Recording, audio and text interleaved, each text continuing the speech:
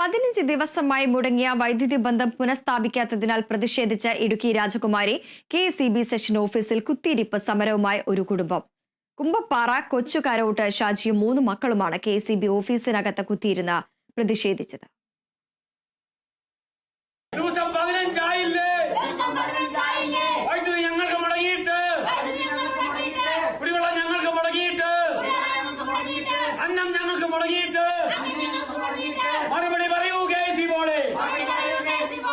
പൊതുപ്രവർത്തകനായ ഷാജിയുടെ വീട്ടിലേക്ക് കുടിവെള്ളം എത്തിക്കുന്ന മോട്ടോർപുരയിലേക്കുള്ള വൈദ്യുതി കണക്ഷനാണ് ദിവസങ്ങളായി തകരാറിലായത്.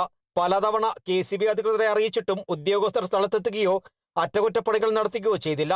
ഇതുമൂലം കുടിവെള്ളം മുടങ്ങുകയും കുട്ടികൾക്ക് പഠിക്കാൻ പോകാൻ കഴിയാത്ത അവസ്ഥയുമാണ്. ഇതോടെയാണ് ഷാജിയും മക്കളും കെഎസ്ഇബി ഓഫീസിലെത്തി പ്രതിഷേധിച്ചത്. നമുക്ക് വീട്ടിൽ വൈദ്യുതി ഇല്ലെങ്കിൽ എന്റെ പ്രിയ സുഹൃത്തെ, നമുക്ക് 4 പാക്കറ്റ് മെഴുകുതിരി മേടിച്ച് നമുക്കത് പരിഹരിക്കാം.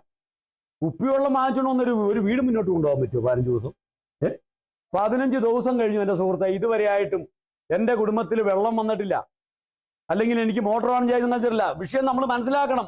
എത്ര ദിവസമാണ് നമ്മൾ സഹിക്കുന്നത്? കാറ്റിലും മഴയിലും ഉണ്ടായ വലിയ തകരാറുകൾ പരിഹരിക്കുന്നതിനാലാണ് ഷാജിയുടെ മോട്ടോർപുരയിലേക്കുള്ള കണക്ഷനിലെ അറ്റകുറ്റപ്പണികൾ വൈകിയതെന്നാണ് കെഎസ്ഇബി അധികൃതരുടെ വാദം. ഉടൻ തന്നെ തകരാർ പരിഹരിച്ച് വൈദ്യുതി കണക്ഷൻ പുനഃസ്ഥാപിക്കുമെന്ന് കെഎസ്ഇബി അധികൃതർ അറിയിച്ചു. ഞാൻ മനസ്സിലാക്കിയത് അവിടെ ഒരു ലൈൻ പൊട്ടിക്കിടക്കുന്നു, ഒരു ലൈൻ സാഗായി കിടക്കുന്നു. അതുകൊണ്ട് ആ വൈദ്യുതി കൊടുക്കാൻ സാധിച്ചിട്ടില്ല എന്നാണ്. എന്തായാലും തന്നെ നമ്മളെ ജീവനക്കാരെ അങ്ങോട്ട് അയച്ചിട്ടുണ്ട്.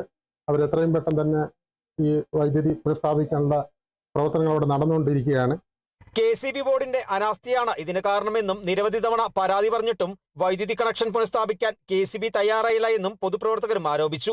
ഇന്നിപ്പോ ഇവര് ഇവിടെ വന്ന് ഈ ഇതിനുള്ളിൽ കുത്തിരിക്കുന്ന ശേഷമാണ് ഇവിടുന്ന് ഒരാൾ പറഞ്ഞു വിട്ടിരിക്കുന്നത്. ഏതായാലും കെഎസ്ഇബിയുടെ ഭാഗത്തുള്ള അനാസ്ഥ, ജീവനക്കാരുടെ അനാസ്ഥ തന്നെയാണ് ഇതിനുള്ള കാരണങ്ങൾക്കുണ്ടായ കാരണം. അത് വളരെ ഉത്തരവാദിത്വമില്ലായ്മയാണ്. കുടിവെള്ളത്തിനുള്ള വൈദ്യുതി കണക്ഷൻ പുനഃസ്ഥാപിച്ചു നൽകിയതിനെ തുടർന്ന് ഷാജിയും കുടുംബവും സമരം അവസാനിപ്പിച്ചു. Kerala vision news, Idukki.